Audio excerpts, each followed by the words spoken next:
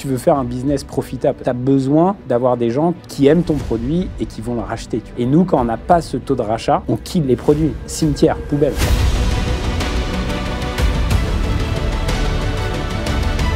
On a fait une vidéo YouTube qui a fait 1,5 million de vues. C'était notre premier coup de com'. On a eu genre 100 000 visiteurs uniques et on a fait 4 ventes sur notre site. 4 ventes. 4 ventes. 100 000 visiteurs. 100 000. Ah ouais. Il y a mieux comme taux de conversion. Le business model que tu as mis en place, j'ai trouvé hyper innovant. Je ne sais pas si ça existait ailleurs avant, mais c'est vrai que là, le taux de satisfaction est complètement différent. Dans ton produit, il faut que ça raconte une histoire et dans ta boîte e-commerce et dans ton packaging dans sa globalité aussi. À court terme, tu vas être dans la douleur. Pour à long terme, vraiment vivre une aventure complètement différente. Ça va te permettre d'ouvrir des portes que tu n'aurais jamais pu ouvrir différemment. Quand tu veux quelque chose, va à l'endroit où c'est le plus évident et où tu peux taper le plus fort possible. Une autre décision qui m'est venue un jour, j'ai décidé de... Bonjour et bienvenue dans ce nouvel épisode du podcast Le Déclic. Encore une fois, je suis bien accompagné avec Tanguy Nguyen, cofondateur du groupe Swiss Rock. Comment tu vas? Bien et toi? Magnifique. Content qu'on fasse ce dernier épisode de cette série ensemble. Yes, génial. Génial. Également, du coup, on a avec nous notre cher ami Louis Marty. Comment tu vas? Eh bien, très bien. De retour de vacances, en pleine forme. Très content de t'avoir ici. Moi aussi. Avec nous. Louis, j'ai envie de te présenter rapidement, comme je le fais à chaque fois pour tous nos invités. Donc, tu es le cofondateur et CEO de Merci Handy, une marque française de soins créée en 2014. Merci Handy, ça parle peut-être à beaucoup de gens qui nous écoutent, qui nous voient. C'est quand même 50 millions d'unités vendues, 1 million de followers, dont la moitié sont des clients, soit 500 000 clients, 25 pays dans le monde dans lesquels vous êtes présents, 3000 magasins revendeurs, plus de 150 personnes qui ont travaillé sur le sujet également, sur le projet. Tu as un symbole. Également, on va en parler après, l'arc-en-ciel. Même moi, ça m'intrigue quand on a préparé cet épisode. Était créateur aussi de Rainbow Studio, un média lié aux valeurs de Merci Handy notamment. Première question que j'ai envie de te poser, Louis, c'est Merci Handy, vous avez su vous démarquer justement dans une industrie qui est assez concurrentielle, avec un positionnement unique, l'industrie de la cosmétique. Quelles sont selon toi les clés de ce positionnement qui ont réussi à permettre à Merci Handy de faire la différence dans un marché aussi complexe que celui-ci? C'est un bon démarrage. C'est un livre. C'est grâce à un livre à la vache pourpre de Seth Godin, tu vois, où je me suis dit, je veux faire les choses différemment. Et j'ai pas les moyens quand j'ai lancé la boîte, j'avais pas les moyens de mettre beaucoup d'argent dans un marketing extraordinaire ou dans un produit avec de la deep tech ou tu vois des choses. Donc je me suis dit, j'ai regardé un marché, celui des gels pour les mains, et il y a 12 ans, 13 ans, quand j'ai commencé à réfléchir au projet, la marque a 10 ans, mais j'ai bossé un petit peu avant, tous les produits se ressemblaient. Ils sentaient la vodka, toutes les étiquettes, tu vois, étaient blanches, il n'y avait rien de fun, rien d'extraordinaire. Très médical. Je me suis dit, voilà, très médical, et j'ai voulu rendre ce produit beaucoup plus lifestyle, en changeant des choses simples, en mettant de la couleur, des parfums, en faisant une formule beaucoup plus propre, plus clean à l'intérieur.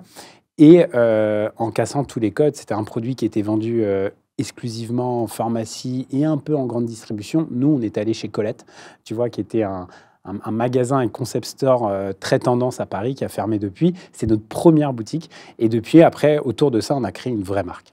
Et cette soif d'entreprendre, cette envie de justement casser les codes, venir apporter quelque chose dans l'industrie, tu l'as eu toute ta vie ou il y a un déclic qui a fait que... Non, je pense qu'il y a eu un déclic parce que j'ai pas du tout une famille d'entrepreneurs. J'ai père médecin, mère ingénieur. Tu vois, ma mère a 40 ans chez Capgemini dans la même boîte. Et par contre, j'ai été passionné par des aventures entrepreneuriales. Donc un peu au début d'Internet, j'étais passionné de Ben & Jerry aux États-Unis dans les glaces. J'ai adoré l'histoire des gars d'Innocent, Innocent Drink. Donc tu sais, les smoothies qui ont vendu à Coca.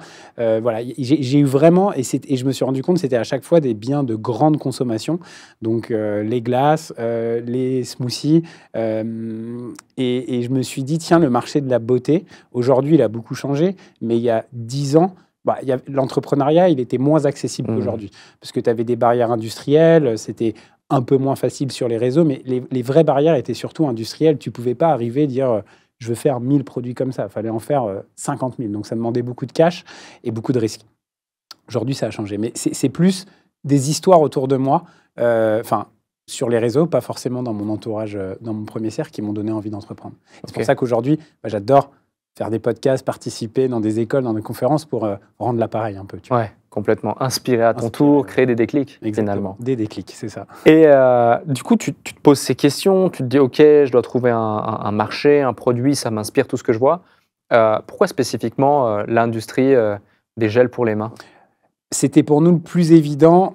Il y avait, moi je dis toujours à mon équipe, quand je lance quelque chose, c'est soit tactique, mais je veux surtout qu'il y ait un white spot, un endroit où on sent qu'il y a de la place, où on va pouvoir aller, où le marché est suffisamment gros. Tu vois, en France, le marché du gel, c'était 200 millions. Ça a grossi depuis le Covid et puis ça a un petit peu rétréci, mais il faut que le marché soit suffisamment gros et surtout, ce qu'on amène, c'est un peu la proposition de valeur, mais elle soit tout de suite identifiable.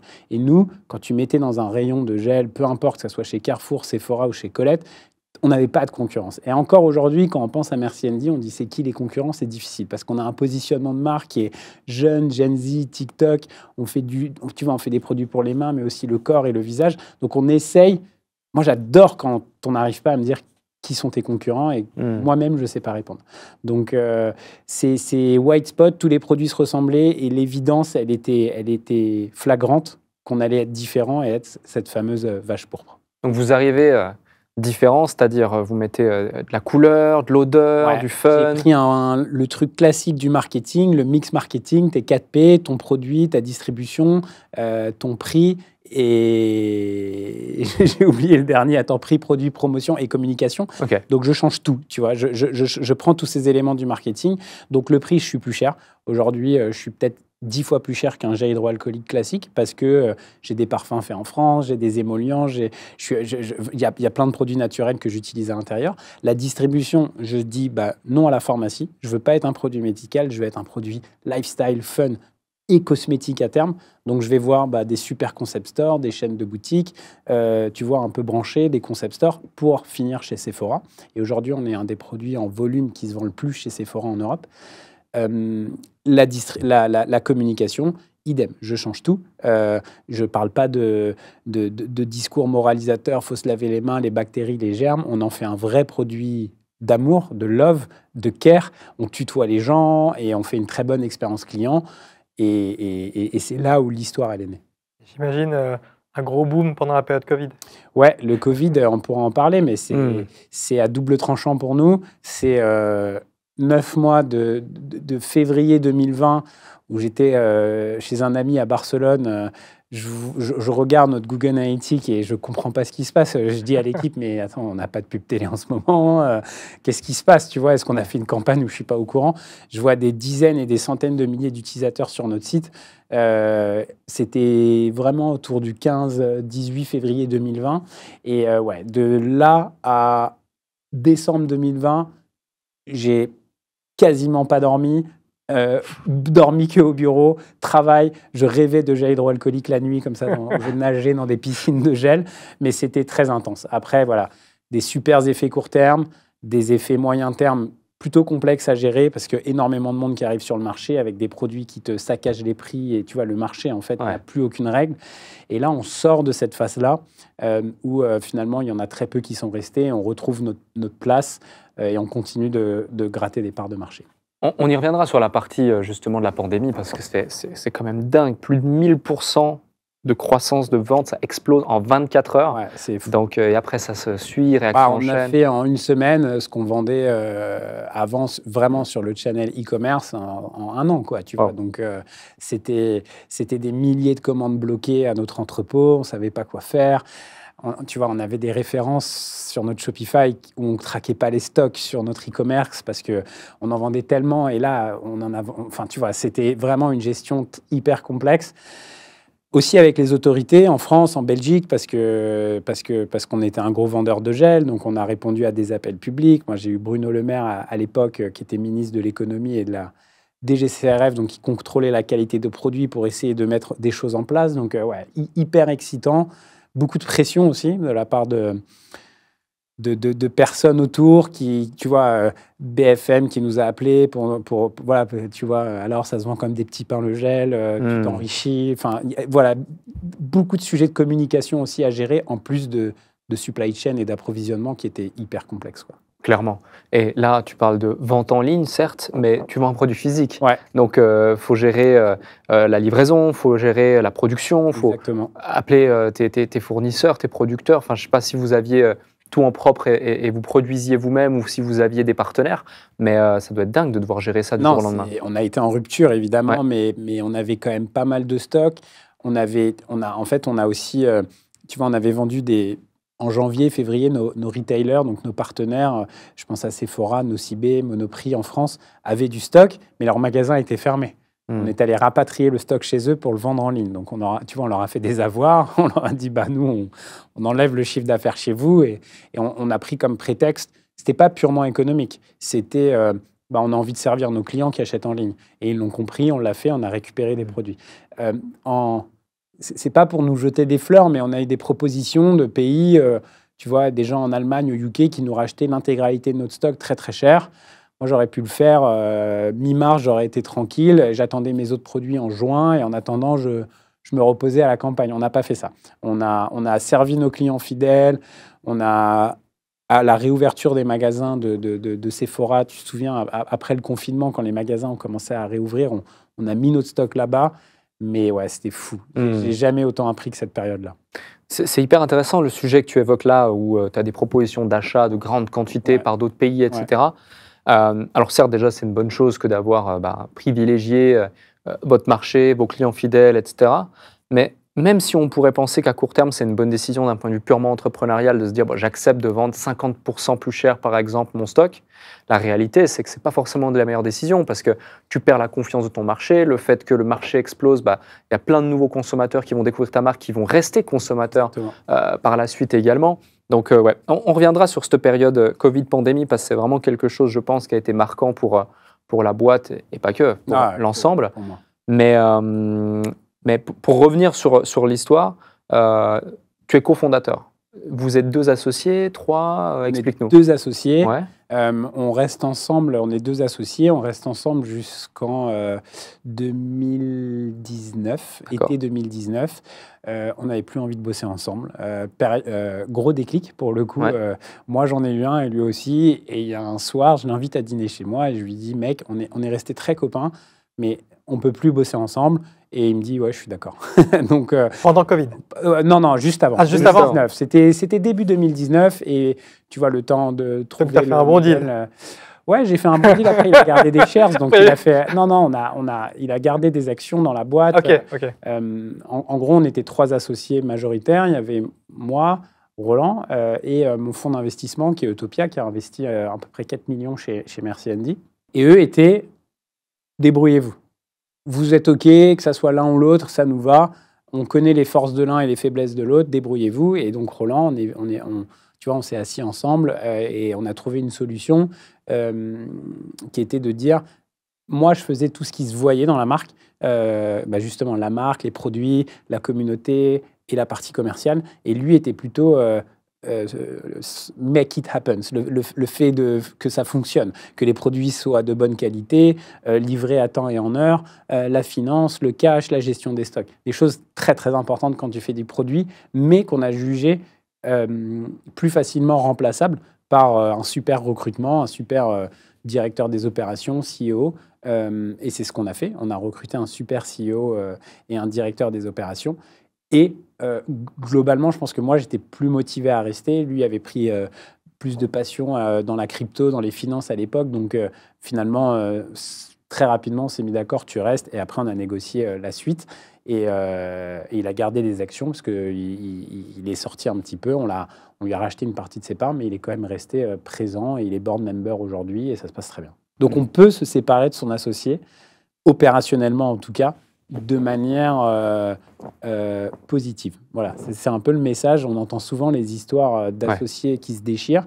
Nous, on aurait pu se déchirer, mais on a été hyper intelligents pour trouver une solution et sortir un peu par la grande porte. Et aujourd'hui, il me fait confiance en board. Dès que je lève la main, il lève la main. Dès que je lève pas la main, il lève pas la main. Donc, il me suit sur les décisions de board. Donc, c'est chouette. C'est une bonne chose de l'évoquer parce que souvent, c'est vrai qu'on voit les histoires... Par contre, quand tu n'as plus envie de bosser avec quelqu'un, il faut le dire. Ouais. Et il faut que l'autre, et si l'autre n'est pas d'accord, soit tu mets en place des choses. Nous, on a essayé. Dès 2018, on commençait, on n'était pas d'accord.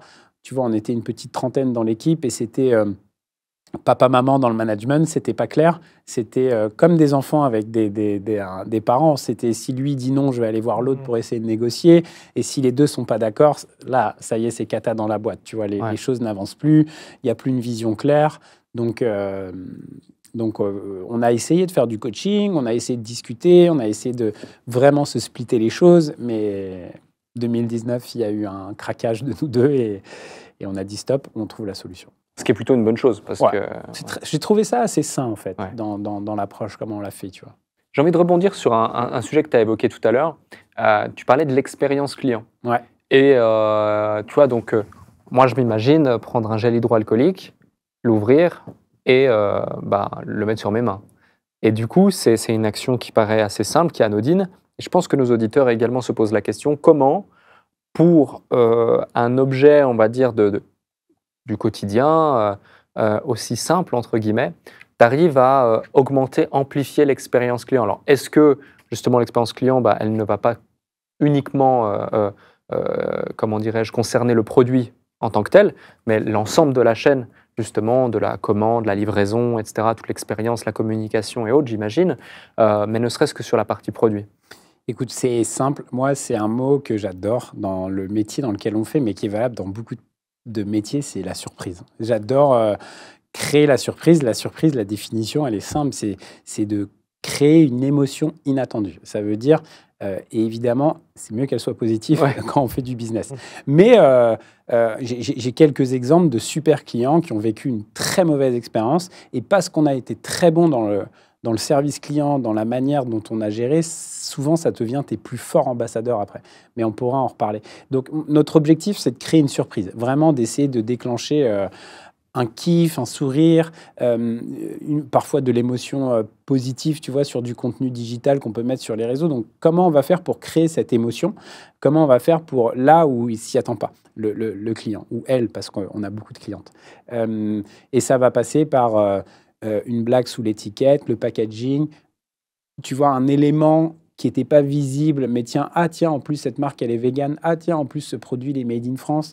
Ça va passer par les emails qu'on envoie, par quand tu reçois ta boîte e-commerce, il y a un message en fond qui te demande d'envoyer un email à une adresse spéciale et en fait, on répond à cet email de manière hyper personnalisée avec une surprise ou un cadeau. Tu vois, c'est vraiment d'aller dans ton expérience client, quand tu es au contact de Merci Andy, créer quelque chose d'inattendu. Ça marche en B2C, et c'est assez facile aujourd'hui.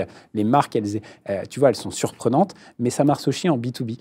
Tu vois, quand tu vas chez Sephora, essaye de... Pas dans ton comportement, mais même physiquement, d'avoir... Tu vois, moi, j'ai des chaussures roses. Ça fait remarquer, en fait. Et dans le détail, dans le souvenir de ta personne en B2B, il va se souvenir que, tiens... ils ont un pull, tu vois, ils ont quelque chose de remarquable, en fait. Et ça, moi, j'essaye de vraiment le transmettre à mes équipes et qu'on le crée partout, avec des fournisseurs, avec des clients B2B et évidemment avec des clients B2C. Ça, je trouve génial. Et ce que je trouve génial, c'est le processus, justement, de mettre en place cette culture d'innovation et de la surprise. Et du coup, ma question, c'est comment est-ce que vous testez ça? Est-ce qu'il y a...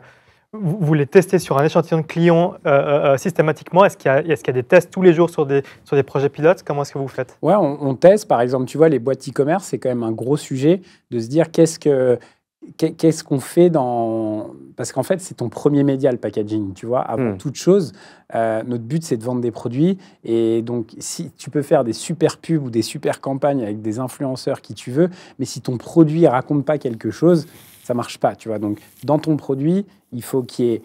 vraiment, le produit en lui-même, il faut que ça raconte une histoire. Et dans ta boîte e-commerce et dans vraiment ton packaging dans sa globalité aussi. Donc, on le teste. On a un groupe de quasiment 200 personnes qui sont des très bons clients et sur lesquels on teste des choses avec eux, soit de manière factuelle, ça veut dire on leur dit on va tester ça, soit on leur dit pas. Tu vois, donc on va changer quelque chose dans leur routine de commande et la vie qu'ils ont avec la marque et on va voir dans le prochain questionnaire qu'on va envoyer, comment ils répondent par rapport à d'habitude. Si je prends l'exemple de la boîte e-commerce, Tu vois, avant, on offrait le truc assez classique, on offrait un code promo dans ta prochaine commande. Maintenant, après, on a envoyé un cadeau et ça marchait un petit peu mieux. Maintenant, on n'envoie rien, on ne fait plus de cadeaux, mais on répond avec des blagues personnalisées grâce à de l'IA. Je pourrais en revenir, mais en fonction de ton prénom, de comment tu t'appelles, on répond une blague et en fait, ça marche vachement mieux. Les gens répondent mieux, ça crée un affect plus fort et un sentiment de personnalisation, tu vois, encore plus fort. Donc, c'est pas forcément monétaire en plus, tu vois, ces attentions. Elles peuvent être... elles sont pas forcément, tiens, il faut que je les gaffe de cadeaux ou que je leur donne de la promo en permanence. C'est l'équipe marketing qui fait ça ou c'est toi qui le fais avec eux? Ah, c'est ensemble, mais moi, j'adore faire ça, quoi. Ouais. C'est notre métier, tu vois, on est une marque en anglais de personal care, donc on est là pour prendre soin des gens, donc avec des produits, mais si tu prends pas soin d'eux par email, bah après, tu peux pas dire que mon déodorant, c'est le meilleur, tu vois, c'est pas cohérent. Et je suis passionné par le service client. Moi, tous les jours, je vais sur... Gorgias, qui est notre outil de ticketing. Alors, je ne traite pas l'intégralité des tickets, mais je prends la température de qui sont mes clients, comment ils me parlent, est-ce qu'ils font des fautes d'orthographe. Tu vois, je regarde pour vraiment prendre de l'information brute. Et moi, je pense que quand tu es entrepreneur, tu dois être encore au contact de cette information brute. Ouvrir de temps en temps, enfin, ouvrir ton inbox Instagram, pareil, pour voir qui te suit pas, c'est super important. Si tu fais juste des reportings toute la journée, tu vois, avec des équipes qui ont filtré, mis dans la charte graphique de ta boîte des datas, en tout cas chez moi, quand j'ai voulu faire ça, je me suis trompé sur plein de décisions après. Quand tu parles par exemple du mot personnalisé avec de l'IA, c'est quoi? C'est un email? C'est un papier? En fait, on te demande d'envoyer un email, tu vois, qui s'appelle « Please ». N'envoie pas d'email à cette adresse @merciandy.com, donc c'est vraiment une adresse rigolote. Et en fonction de ce que la personne envoie, on a une IA qui est un service externe qu'on utilise, qui nous aide sur le service client, qu'on a configuré pour venir, on a mis un ton humoristique très très drôle. Et ça peut aller, et voilà, et on a plein de blagues, tu pourras essayer, je te donnerai l'adresse, mais on a plein de blagues qui se créent en fonction de la météo, du jour de la semaine, en fonction du nom de la personne, mais on fait attention avec le nom de la personne, parce que ça peut être très mal pris. Voilà, on a plein de règles qui nous permettent d'envoyer un email personnalisé. Okay. Et aujourd'hui, nous, tu vois, on traite 90% de nos tickets avec de l'IA. On a une relecture humaine quand même avant d'envoyer, mais l'écriture, elle est faite avec de l'IA. Donc, bonjour, merci Andy. Dans mon colis, il manquait 2 flacons de crème pour les mains et un déodorant. Que puis-je faire? Tu vas avoir un email qui va te dire « Salut Amélie, merci pour ta commande, on est vraiment navrés. Tu as le choix entre ça et ça. Est-ce que tu peux nous prendre une photo ?» Enfin, tu vois, tout est processé, tout est IA. Ouais, game changer. C'est marrant l'IA, tu vois, parce que moi, c'était un sujet, il y a 1 an, j'étais en mode ouais. C'est ouf, mais c'est trop geek et tout. Et aujourd'hui, moi, ça a changé ma vie, quoi. Ouais, tu le mets partout et ça permet d'industrialiser la personnalisation aussi, notamment. Industrialiser la personnalisation, beaucoup moins d'erreurs. Tu vois, faute d'orthographe. Et surtout, moi, je considère que l'humain est imparfait. Hein. Vraiment, on est imparfait et c'est génial d'avoir des imperfections.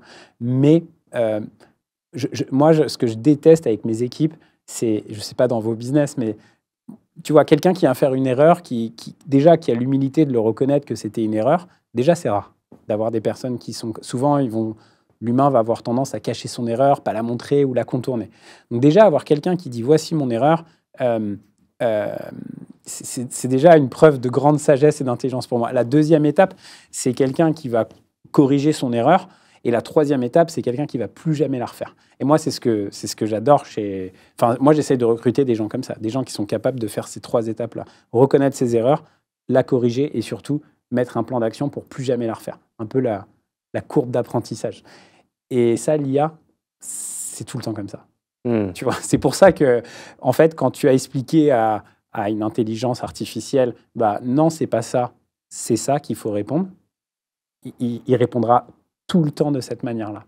Et alors que l'humain, pas forcément. Il peut se retromper si il a oublié ou il s'en souvient plus. Ou, tu vois. Donc, je dis pas que je préfère l'IA, mais tu vois. Et moi, mes équipes, cette histoire de ne pas répéter la même erreur, je les bassine avec ça. Tu vois. Ça a l'air, en tout cas, évident et simple dit comme ça. Mais quel était le processus chez toi pour justement implémenter cette réponse automatique à l'IA? Il y a tellement d'outils, tellement de choses. Qui s'occupe de ça et comment est-ce que tu as... C'est moi. Je pense que, tu vois, de changer des process, et moi, je pense que les designers sont en ce moment... Enfin, moi, je serais designer, je serais super inquiet, tu vois. Et moi, mes designers, j'arrive pas suffisamment à les mettre à l'IA. J'en ai 3 et une personne en vidéo. Donc, en tout, c'est 4 personnes qui font de la créa. Ils passent leur journée sur Photoshop, Illustrator, tu vois, à faire des packs, des créas et tout. Mais ils devraient passer la moitié de leur journée sur Midjourney, sur Luna ou sur d'autres outils. Et j'ai besoin de... Je vais te prendre un exemple très concret. On fait un de nos gros produits en ligne, c'est notre calendrier de l'Avent. Et c'est quand même beaucoup de travail de design. Parce que c'est une grosse boîte, tu as 24 cases à chaque fois avec 6 faces. Donc, tu vois, c'est énormément de travail. Et on voulait faire un monde féerique de Noël, galaxique. Enfin, tu vois, le mood board était il était très précis de ce qu'on voulait. On était tous d'accord, plutôt avec les équipes marketing. Et nos designers, ça aurait pris des semaines. Plus, il y aurait des choses qu'on aurait dû faire externaliser parce qu'il y avait beaucoup de 3D et tout. Et il y a un moment, j'ai dit stop, en fait. Je me suis payé une formation sur l'IA. En plus, j'ai un copain qui en a fait une très bonne sur Midjourney. Donc, tu vois, j'ai fait 80% de la créa. Et je leur ai dit, regardez ce que moi, je suis capable de faire. Et je ne dis pas que je suis extrêmement bon. Je dis juste qu'il faut cette curiosité de se disrupter soi-même, tu vois. Et ça, les gens en entreprise ne le font pas suffisamment. Déjà dans des startups comme nous, mais alors dans des grandes boîtes, j'imagine... C'est impossible. Ouais. Tu vois. Et après, les 20% restants, c'est eux qui l'ont fait, de bien retoucher, mettre aux couleurs, ajouter tous nos éléments marketing. Et je ne veux pas prendre du tout la lumière, je la mets sur eux. Et du coup, tu es obligé, je pense, quand tu veux mettre un changement de culture aussi radical, le faire toi-même. En tout cas, dans ma boîte, moi, je n'ai pas réussi à le faire autrement. Et voilà, peut-être que ça va changer. Et pareil pour l'IA, tu vois, le service client, la fille qui répond au ticket, c'est son job, c'est son métier. Elle n'a pas envie de se dire, je risque mon métier, peut-être. Je suis cash, mais c'est la réalité. Je risque mon métier ou une partie de mon métier par une IA et de toute manière, ça fera moins bien que moi. Et en fait, moi, je lui ai dit, c'est pas ça. Ta valeur, elle va être sur autre chose. Corriger les problèmes, faire remonter, faire plus de data. Et si tu as du temps libre, ça sera un super problème et on trouvera des choses à faire. Et il faut réassurer là-dessus, tu vois. Complètement. Je t'ai pas posé la question au départ, mais... Trop, non, c'est génial. Continue, on est là pour toi. Pourquoi Merci Andy? Alors, vraie histoire.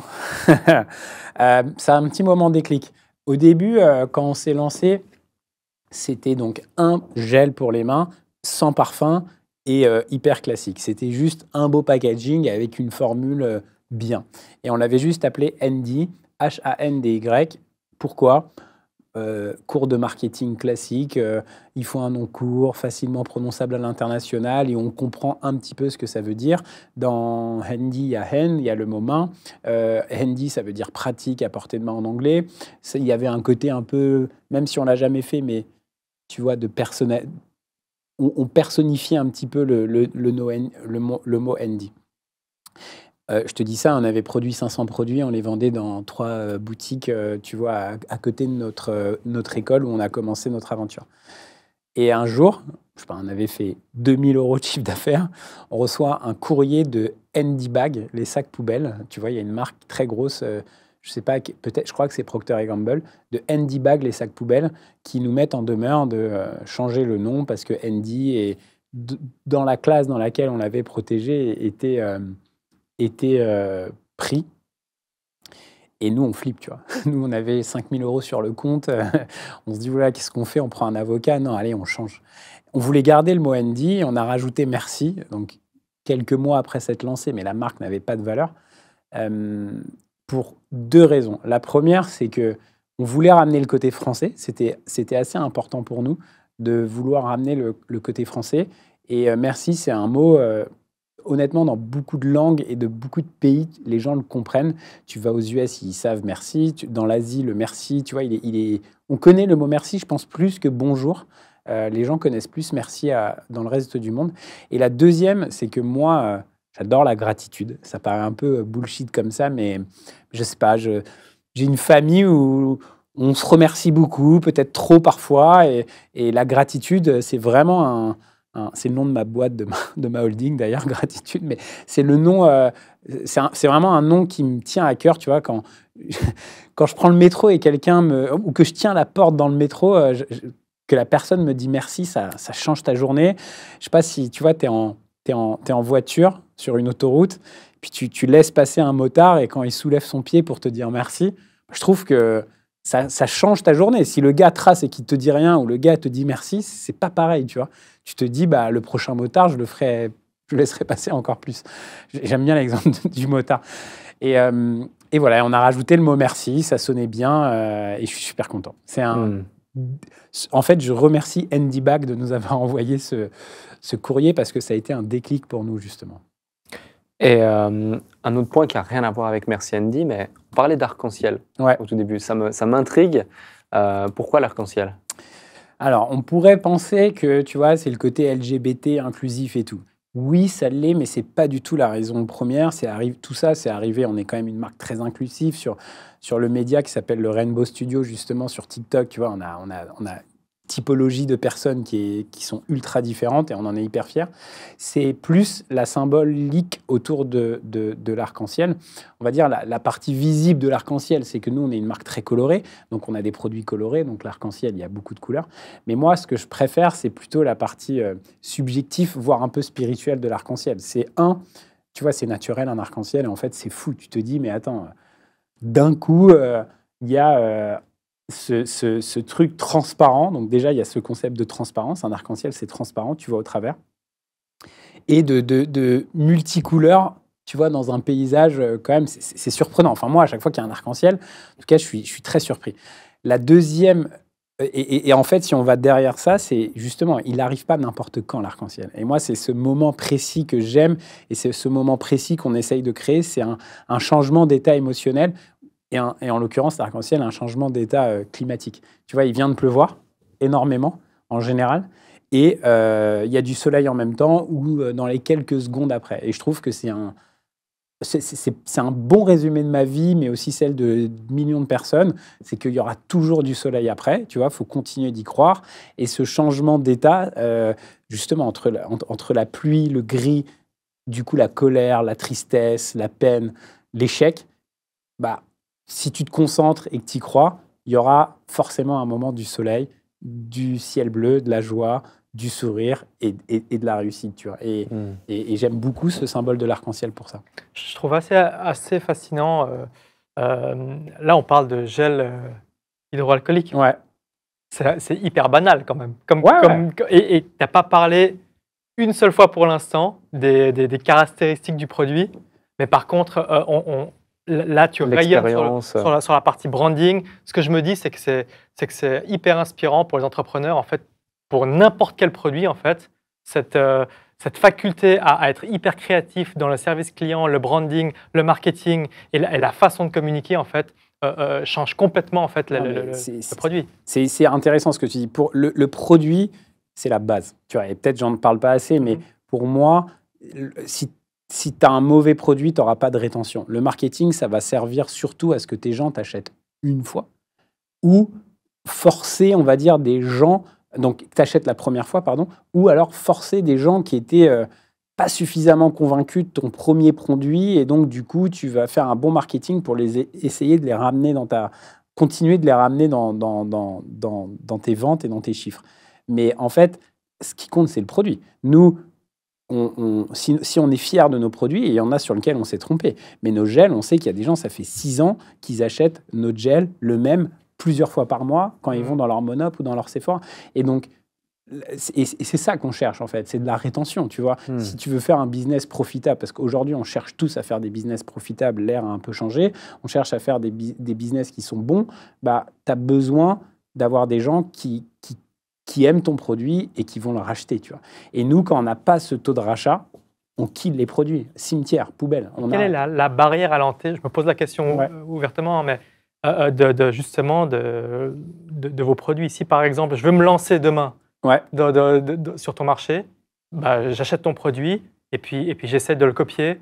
Est-ce que j'arrive à le reproduire facilement? Tu peux le reproduire facilement. La cosmétique, globalement, ça se reproduit facilement. Tu vois, déjà, tu as les ingrédients qui sont écrits sur l'arrière de l'étiquette. Donc, un bon formulateur un très bon formulateur peut refaire l'intégralité enfin, peut refaire une formule. Alors, il y a des techniques d'industrialisation, de mélange, comment le produit a été fabriqué, qui peuvent faire varier, qui peuvent faire varier le produit final. Mais globalement, la cosmétique, ça se reproduit. Par contre, ce qui ne se reproduit pas, c'est tout ce qu'il y a autour, le premier point. Et donc, c'est la marque, c'est le lieu de distribution, le réseau que tu as déjà construit, la crédibilité et surtout, autre chose d'important, les barrières à l'entrée dans la cosmétique, elles sont quand même et elles restent industrielles.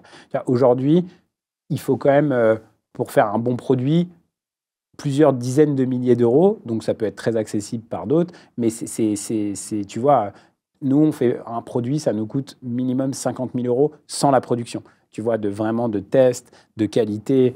Le juridique est une grosse barrière à l'entrée parce qu'on est quand même en Europe les plus poussés en termes de standards et d'exigences. Tu vois, ça se fait, hein, et j'encourage les gens à se lancer dans la beauté. Mais tu as quand même quelques barrières administratives, juridiques, légales, qui, si tu veux faire les choses convenablement, qui prennent du temps. Parce que tu ne peux pas les breveter, cette formule. Non, une formule, c'est compliqué. En fait, c'est un process d'industrialisation que tu vas breveter, mais dans nos produits, globalement, dans la cosmétique, tu en as très peu. Après, ça va pas. Tu vois, tu peux breveter des ingrédients, où j'ai fait un complexe d'ingrédients et celui-ci m'appartient, ou un process de dire, bah, j'ai mélangé comme ça, j'ai mis ça, j'ai fait une émulsion comme ça, je l'ai mis au congélateur, puis je l'ai mis dans un four, et en fait, ça, tu as le droit de process ça. Mais une formule de dire de mettre 200 grammes de sucre, 2 œufs et 3 cuillères de farine, ça, tu peux pas le breveter. Tu dis justement que pour créer un produit comme ça, il faudrait plusieurs dizaines de milliers d'euros. Prenez l'exemple de 50 000. Comment vous faites lorsque vous vous lancez du coup et que vous avez vraiment pas de sous Bah, c'est un vrai sujet. Alors, tu vois, et moi, quand on a commencé, moi j'ai tapé sur Google fabricants, produits cosmétiques, j'avais cette idée en tête. Je suis allé voir des fournisseurs français, enfin les premiers qui sortaient sur Google, j'ai aucun réseau, père médecin, tu vois, mère ingénieur, la cosmétique, tu vois, je me suis vraiment pas fait aider. Et les premiers, donc j'ai pris, et tu tombes sur les plus gros fabricants français qui font... tu vois, un petit fabricant français, il fait entre 10 et 50 millions. Un moyen, il fait entre 50 et 200. Et un gros, c'est plus de 200, les industriels. Et t'en as qui font plusieurs milliards, des gros français. Et on tombe sur eux, ils nous demandent nos comptes de résultats et bilans des 2 dernières années. Ils nous demandent 20 000 euros pour lancer des développements de formules. Tu vois, et là, on commence à flipper. On se dit, waouh, en fait, nous, on est entrepreneurs, on veut se lancer dans la beauté. Donc, ce qu'il faut, en fait, quand tu te lances de manière générale, dans le produit de consommation, tu vois vraiment le consumer, c'est convaincre ton fournisseur. Il faut que tu le transformes en vrai partenaire. Tu vois, ok, alors si tu veux faire des chaussures, tu peux aller au Portugal, voir une usine, il va te faire 50 paires. Mais il faut que tu arrives, en fait, la première personne à convaincre quand tu veux faire du consumer, c'est ton fabricant. De t'aider sur la qualité, qui ne te mette pas de la merde, sur les timings, sur le coût, qui ne te la mette pas à l'envers, et surtout sur les délais de paiement. Tu vois, nous, aujourd'hui, il y a des personnes avec qui on aimerait travailler, mais on ne travaille pas. Et pas forcément des Français, mais par exemple, tu vois, on réfléchit à des technologies coréennes donc, qui sont faites, et les gars nous mettent 100% à la commande parce qu'on n'est pas allé les voir, parce qu'on ne les connaît pas. Et 100% à la commande, pour un test, c'est OK. Mais dans notre modèle économique, ça ne tient pas, tu vois. Nous, on ne peut pas payer 100% à la commande de nos produits. Donc, on a besoin, si on veut vraiment travailler avec ces gens, il faut qu'on aille en Corée, qu'on se pose, qu'on leur montre qu'on est des gens sérieux, peut-être qu'ils viennent nous voir. Donc là, vous vous fournissez où? On se fournit beaucoup en France, on fait 80% de nos achats en France, on fait un peu de Chine, un peu de Turquie, un peu de Pologne. Pour du pack ou des choses sur lesquelles notre modèle économique ne tient pas en 100% français, ou alors qu'il n'y a pas la technologie. Tu vois, par exemple, on a un produit qu'on fait en Corée, ce sont les patchs boutons. Et on a des patchs pour les boutons, c'est un tiers de nos ventes, donc c'est très gros. Et ce produit-là, c'est une technologie qui s'appelle hydrocolloïde. Ça veut dire que dans le patch, tu as des actifs qui sont dedans.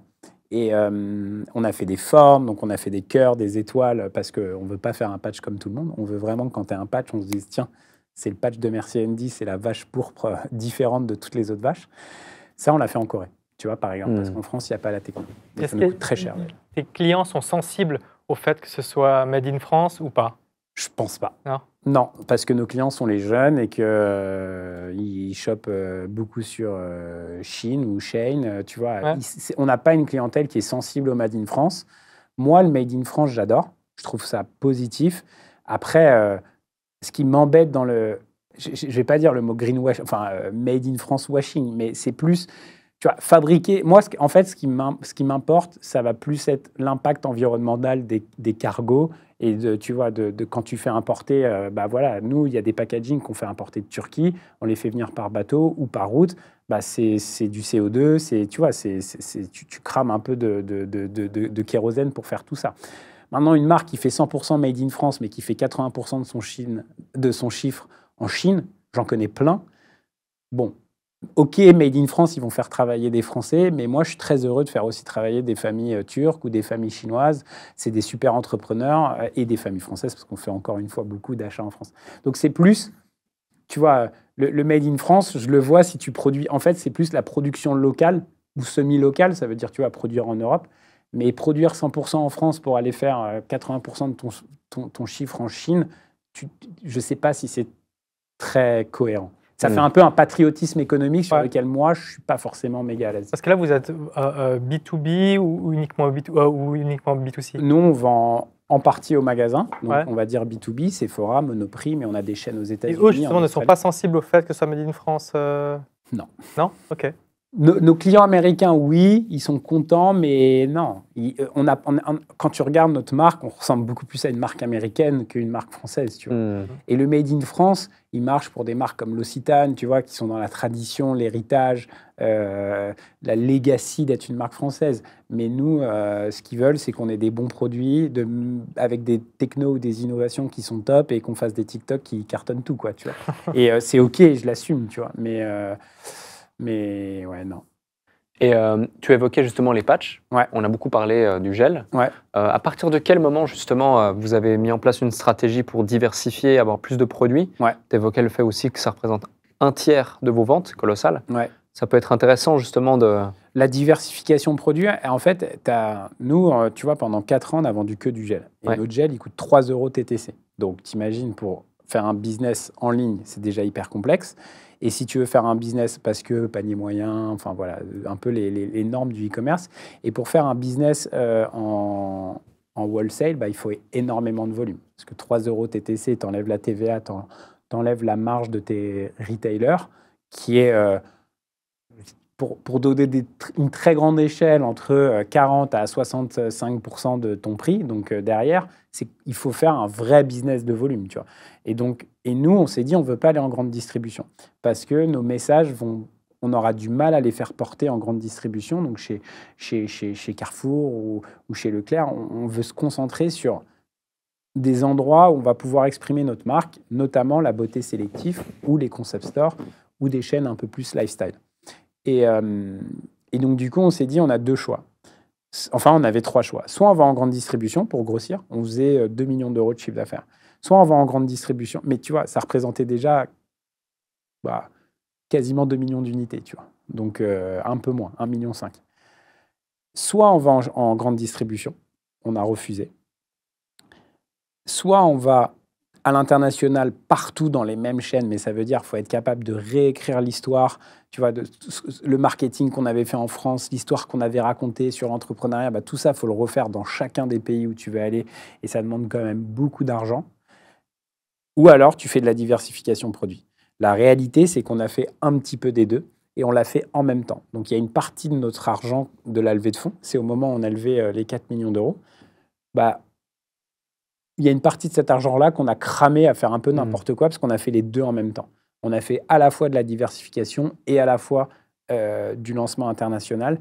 Et je pense qu'on aurait dû faire soit l'un, puis l'autre, ou l'inverse. Et nous, on a fait les deux en même temps.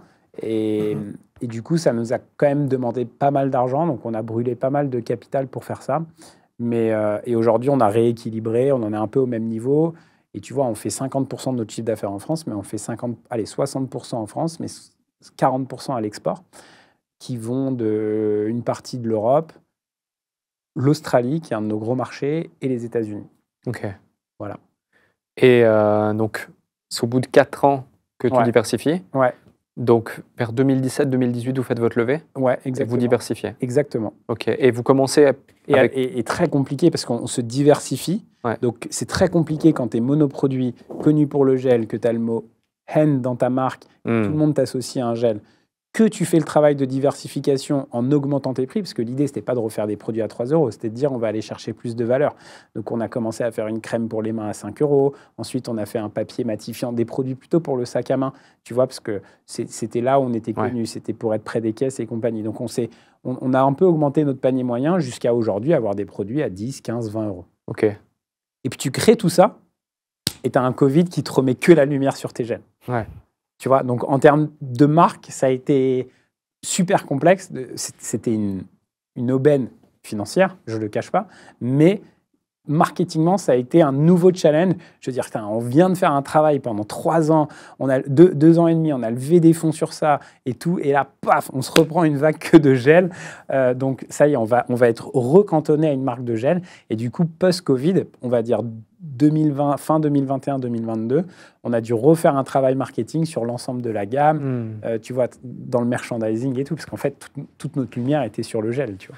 Et comment ça se passe lorsque, donc tu disais, tu as le B2B, donc là, tu vends des stocks, ils les distribuent, mais en B2C, donc tu peux acheter directement via le site. Ouais. Et du coup, vous faites comment au début lorsque vous diversifiez? Vous proposez voilà, un order bump en plus, un upsell, cross-sell? On fait un peu, à l'époque, il n'y avait pas Typeform, enfin, on fait du questionnaire pour savoir. Nous, en fait, ce qui a lié nos parfums, j'ai donné la réponse, ce qui a lié nos produits les uns entre les autres, c'était le parfum. Okay. On avait créé une gamme, on avait 6 gels, tu vois, avec 6 couleurs différentes. Et il y avait le rose qui s'appelait Flower Power, le bleu clair qui s'appelait Namasté. On avait créé des univers olfactifs et les gens étaient très attachés à ça. Tu vois, sur Instagram, il y avait des teams Flower Power, machin et tout, et même sur Facebook à l'époque. Et on s'est dit, ces parfums, on va les décliner sur d'autres produits. Donc, on a fait sur crème pour les mains, crème pour le corps, déodorant. Et tu vois, et on a gardé cette ligne directrice. Et on testait très rapidement. Enfin, soit on avait un white spot, de dire, voilà, il y a un truc à faire sur cette catégorie-là de produits parce que, par exemple, les patchs, tu vois, ça s'est fait comme ça. Il n'y en a pas beaucoup. Le marché, les patchs, ils se ressemblent tous, ils sont transparents. Nous, on va venir mettre du fun, de la couleur, en ayant des produits efficaces. Toujours, c'est le plus important. Donc, bien concentrer un actif. Ou alors, on demande. Et nous, on envoie beaucoup de questionnaires. Tu vois, on peut avoir, en moins de 24 heures, 5000 réponses à un questionnaire qui dure 10 minutes à remplir, 15 minutes même. On va, tu vois, sur notre base de clients, si on shoot assez large, pas tout le monde, mais on peut avoir 5000 réponses. Et en fait, tu te rends compte qu'un sondage politique en France, il est fait sur 2-3 000 personnes. Donc, tu n'as pas besoin d'avoir 5000 réponses pour extrapoler. Si tu fais un peu de stats, tu n'as pas besoin. C'est énorme, 5000 réponses, tu vois. Clairement. Moi, je vois des étudiants, ils font des mémoires, on leur demande 500 personnes, alors qu'en fait, vraiment, tu as des sondages politiques en période électorale qui sont faits sur moins de 1000 personnes. Tu vois, c'est juste que... Voilà. J'arrive pas trop à me rendre compte en termes de chiffre d'affaires versus marge et puis les difficultés de cash flow qu'il y a dans cette industrie ou pas. En fait, vu que moi, je suis issu du secteur immobilier, là, c'est vraiment compliqué. Ouais. Le cash est très compliqué dans notre industrie, surtout depuis le Covid. En gros, tu vois, un cycle, c'est... Si tu as une idée de produit, aujourd'hui, on va dire, tu veux faire une crème pour le corps avec une texture un peu sympa, fouettée, tu as 2 choix. Soit tu vas aller prendre un produit existant chez un fabricant, ce qu'on fait dans 10% des cas, nous, même pas, et tu vas peut-être changer 1 ou 2 trucs. Ça va déjà te prendre, dans le meilleur des cas, 9 mois à faire. Et si tu veux vraiment... T'envoies un cahier des charges en disant, voilà, je veux cette crème avec ces ingrédients, je veux un parfum qui ressemble à ça, en termes de packaging, je veux ça, et tu veux qu'il s'occupe de tout. Là, tu es plutôt sur du 1 an et demi, tu vois. Donc déjà, tu as 1 an et demi de lead time. Nous, là, on est en train de présenter Noël 2025 à nos partenaires. Sephora. Noël 2025, tu vois. On a eu un meeting, là, on présente Noël 2025. Tu n'as pas tes résultats de Noël 2024. Tu sais en Noël 2023 ce que tu as fait, mais notre Noël, il va se jouer dans les mois qui arrivent, enfin dans les semaines qui arrivent. Et tu payes ta prod, souvent un peu d'acompte, surtout quand tu démarres ou quand tu es petit. Et après, le max que tu peux avoir, c'est du 30 jours fin de mois, tu vois. Mais tu tu stockes tes produits pour au moins... Enfin, nous, une bonne couverture de stock dans notre industrie, c'est 6 mois. Quand on est au-dessus de 6 mois, on est un peu trop stocké, donc on immobilise un peu trop de cash. Et quand on est en dessous, on sait qu'on peut avoir un risque de rupture parce que le temps moyen de réappro de nos produits, donc de réapprovisionnement de nos produits, il est entre 4 et 4 mois et demi. Tu vois. Donc, si tu veux un produit identique, ça veut dire je veux ce produit, je veux appuyer sur le bouton, j'envoie mon bon de commande à mon fournisseur. Nous, on n'a aucun fournisseur qui le fait en moins de 4 mois et demi. Tu vois. Okay. Donc, en fait, tu immobilises du cash. Tu vois, tu as 6 mois de stock que tu dois payer avant de les avoir vendus. Ouais. Et en plus, la marge est relativement faible. Tu évoquais tout à l'heure le fait que 3 euros TTC.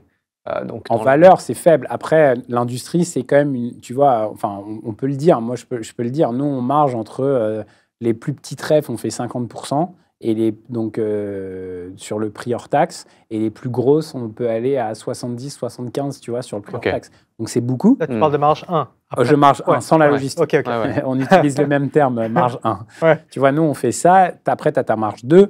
Qui est la logistique, tous tes coûts de transport et tout. Et ça coûte cher, surtout quand tu as des petits paniers moyens comme nous sur le e-commerce ou alors des produits assez lourds, tu vois. Mais ça, je sais que les grands groupes, ils sont entre 3 et 4%, mais des boîtes comme nous, on est plutôt entre 7, 8 si tu es bon, mais ça peut monter à 10, 12 dans certaines boîtes, tu vois. Donc là, tu t'enlèves encore 10, 12 points. Et après, ton sujet, c'est ta marge 3, la GM3, donc où tu as tous tes coûts marketing, d'acquisition, de vente. Et après, tu as tes coûts fixes avec tout ton staff et ton personnel, tes free et tout ce que tu utilises. Tu vois. Et nous, les coûts marketing, je peux pas te dire, ça dépend. Il y a des mois, on est à 8 et full EBITDA. Il y a des mois, on est un peu plus agressif et on peut monter à 30, 35 parce qu'on est en campagne, parce qu'on a eu des gros paiements ces mois-ci. Donc après, ce qu'il faut, c'est quand tu lises dans l'année que ça soit cohérent. Sinon, tu passes des mauvais boards. Mais ouais, c'est ça, tu vois, l'enjeu, c'est de faire le marketing le plus ROI possible, quoi. Ouais. Et justement, tu parlais tout à l'heure des réseaux. On en parlait notamment lorsque je t'ai présenté 500 000 followers. 1 million de followers, pardon, 500 000 clients, c'est quand même colossal.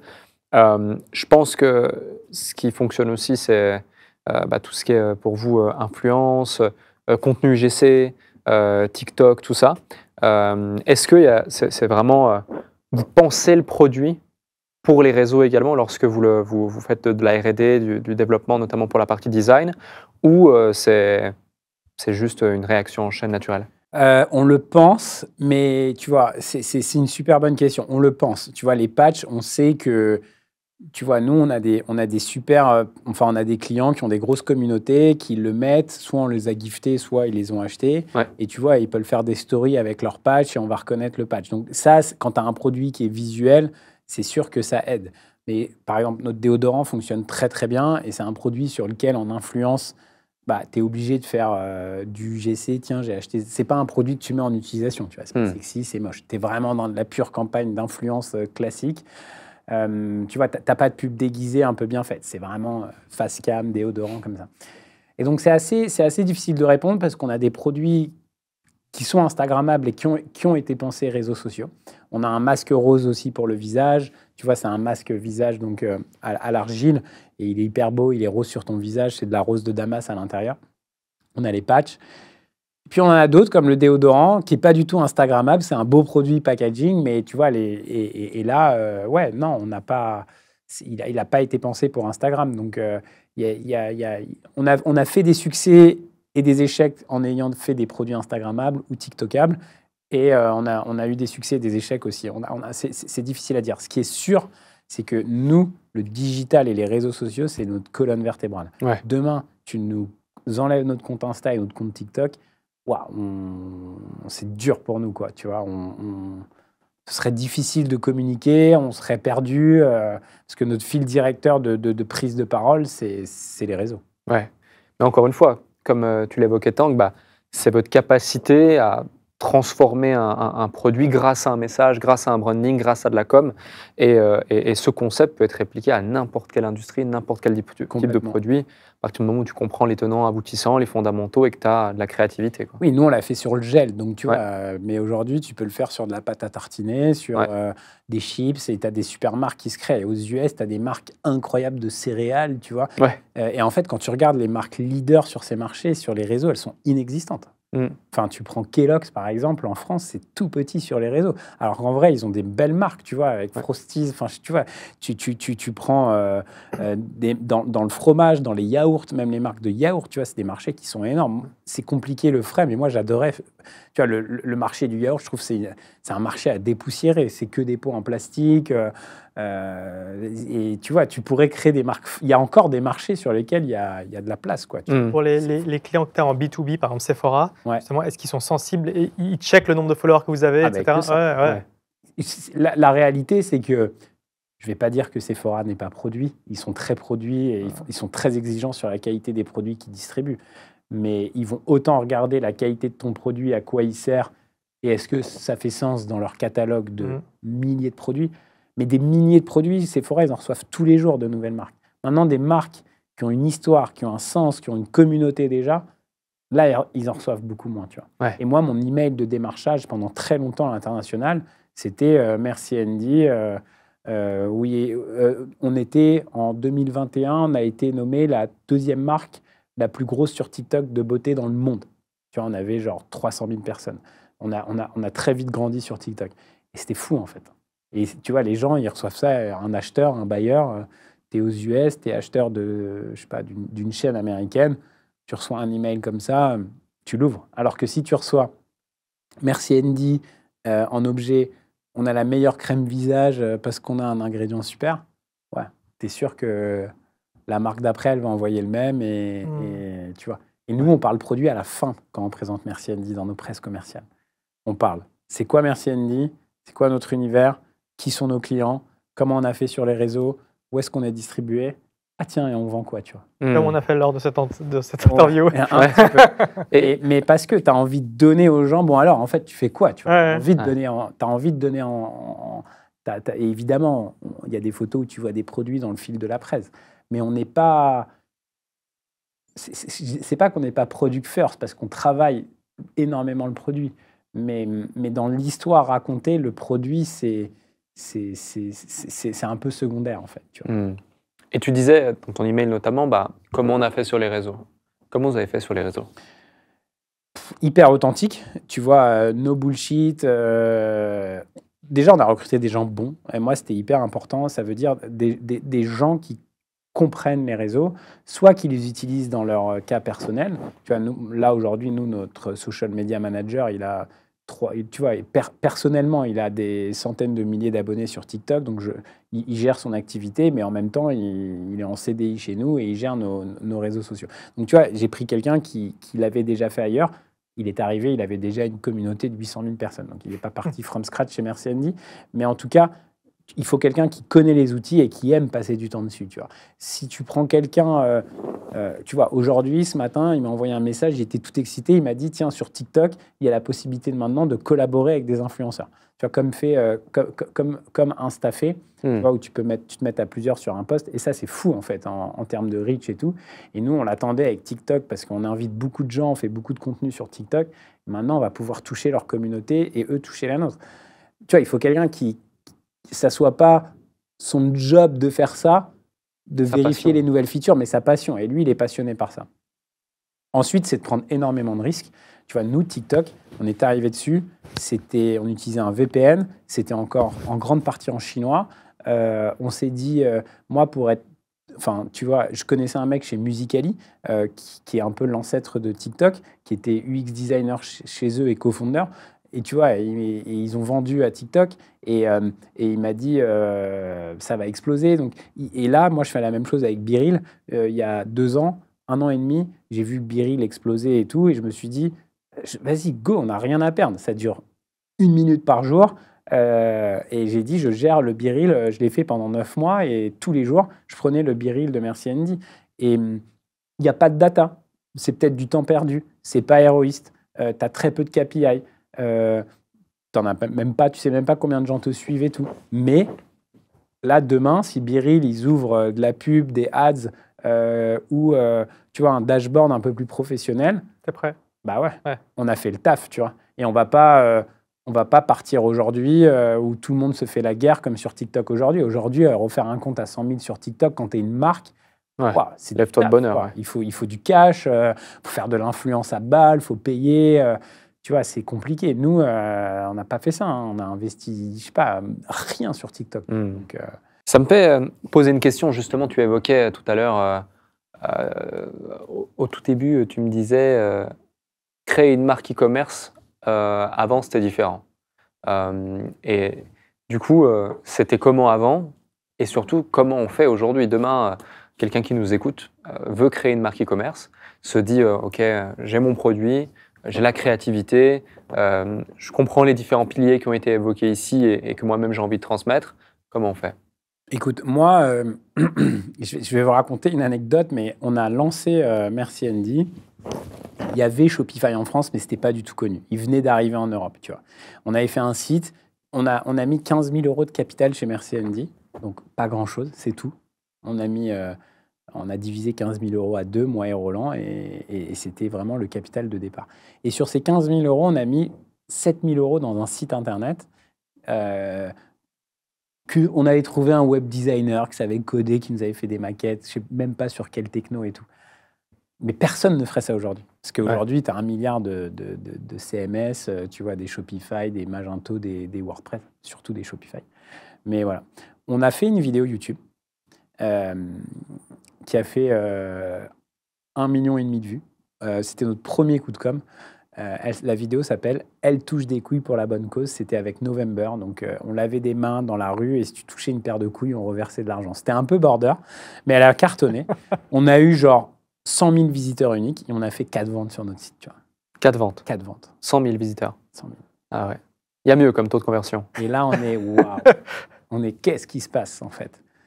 Et on a rencontré alors The Family avec tout ce qui s'est passé ensuite, parce que nous, on est une boîte de The Family aussi. Enfin, ils ont un pourcentage chez nous. Et Oussama, avec tout ce qui s'est passé ensuite, nous a donné à l'époque un très bon conseil. Et il a pris notre code source du site et il nous a dit supprimer et aller sur Shopify. Et c'était vraiment le début de Shopify. Aujourd'hui, quelqu'un qui te dit va sur Shopify, c'est un conseil de merde, quoi. Tout le monde le sait que Shopify, c'est bien, tu vois. Et nous, on était, je sais pas, j'ai pas la stat, mais on devait être dans les 200 premiers Shopify français. Et c'est ça, tu vois. Du coup, tu perds la moitié de ton capital, parce que sur 15 000, on avait perdu 7 000 €. Tu perds un coup de com' qui aurait pu te faire gagner 3 000 clients. Et voilà. Et donc, aujourd'hui, à l'époque, il n'y avait pas cet écosystème-là. En tout cas, il était en création. Aujourd'hui, l'écosystème pour créer une boîte, que ça soit avec les outils, l'IA et toute la formation accessible. Tu vois, tu peux te payer des super formations e-commerce gratuites, mais aussi sur toutes les plateformes et tout. Je ne sais pas, c'est plus facile parce qu'en fait, tu as tellement de nourriture, tu vois, que tu peux te perdre un peu dans ce qui est bon, ce qui n'est pas bon, qu'est-ce que je dois faire. Même dans l'IA, tous les jours, tu as un nouvel outil qui lève 100 millions, est-ce que je dois l'utiliser ou pas? Mais en tout cas, cet écosystème, il a permis dans la création de marques d'aller beaucoup plus vite, quoi. Tu parles de cette prise de décision justement qui t'a été recommandée de supprime ton code source, va sur Shopify.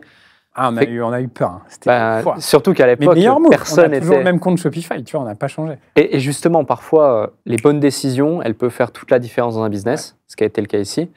Être entrepreneur, c'est prendre les bonnes décisions. J'ai une question pour vous deux, finalement. Si vous devriez définir une des meilleures décisions de votre vie dans votre entreprise, petite anecdote, ça serait laquelle? Alors, sauf Shopify, du coup, parce qu'on l'a déjà, mais ce serait laquelle? Grande question, hein. Grande question. Moi, les meilleurs paris que j'ai faits, c'est sur des gens. OK. Donc, je dirais le plus logique, c'est le choix de mon premier associé. Ça, c'était game changer parce que c'était complètement complémentaire à moi.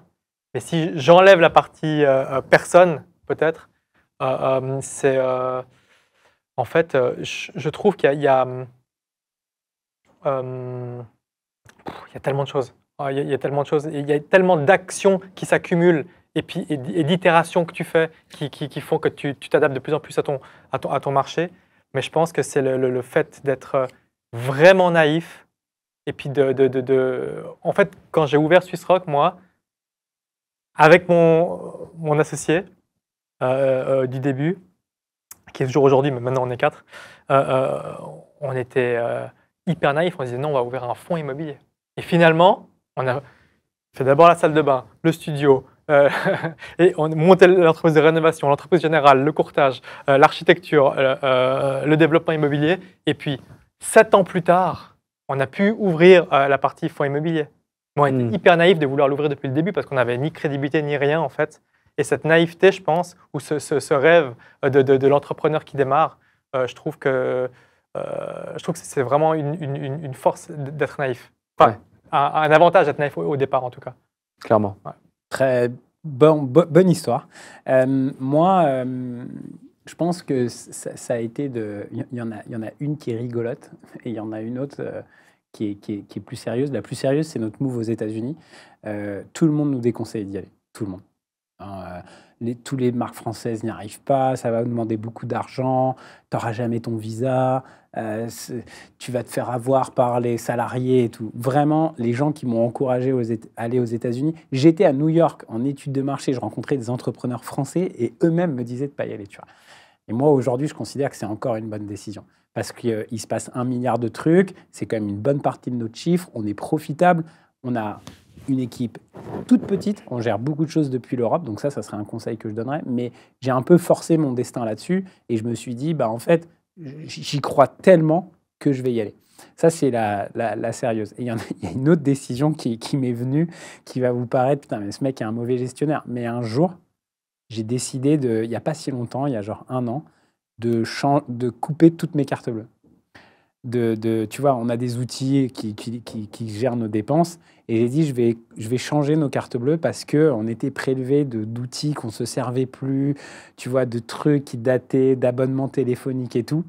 Et cette décision, ce n'est pas la meilleure décision, mais pour moi, elle a été marquante de l'ère post-dépenses à fond. Et maintenant, je veux construire une boîte rentable. Et ça allait d'une SIM-Soch à 9 € que personne n'utilisait à des outils qu'on n'utilisait pas et qu'on continuait de payer, tu vois. Juste, moi, je n'allais pas à la ligne vérifier et ma comptable ou mon CFO, c'était 150 € par mois, donc ça n'allait pas changer, mais 150 € par mois, c'est 1500, c'est 2000 € par an, tu vois, donc, et 2000 € par an, tu recrutes plein de gens, enfin, tu fais des stagiaires, tu fais plus de marketing. Et ça a été un changement de mentalité, un peu ce qui se passe dans le monde de l'entrepreneuriat, de dire maintenant, faut arrêter, tu vois, on est là pour faire du business rentable. Ouais. Je suis un bon gestionnaire, hein, je vous rassure. Il n'y avait pas 1 milliard de trucs non plus. Mais c'est une décision quand même c'était super. En fait, j'ai pris l'outil qu'on a, Spendesk, j'ai mis toutes les cartes off, et puis tu reçois les messages. Puis les gars, quand tu payes un outil et que tu ne l'utilises pas, ils ne t'appellent pas, tu vois. Et quand tu payes... Quand il y a une carte erronée ou falsifiée et qu'ils ne sont pas prélevés, là, ils t'appellent.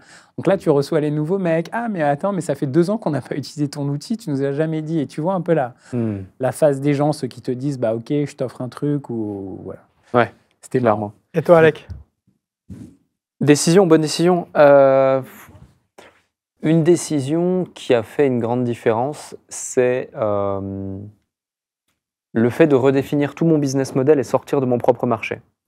C'est-à-dire que pendant des années et des années, j'étais vraiment dans le marché purement business en ligne, on va dire, avec des codes plus sérieux, etc., une volonté de mettre le produit au centre, donc ça me parle beaucoup, même si on est sur un produit plus de consulting et de service, mais c'est typiquement d'être inspiré plus par un côté corporate et d'accepter du coup de structurer différemment. Alors certes, ça va dégrader un peu ta rentabilité, ça va te challenger, tu vas devoir recruter différentes personnes, tu vas devoir être plus exigeant avec toi, avec les autres, etc.